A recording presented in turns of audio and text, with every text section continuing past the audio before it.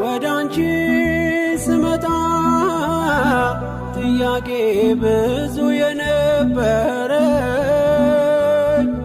አሁን ደጅሽ ስደርስ የት ገባ ያ የሚያስጨንቀኝ?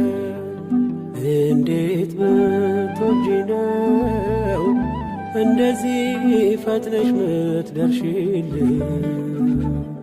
ቀን ሳይመሽ በቶሎ ችግሬን የምትፈችልኝ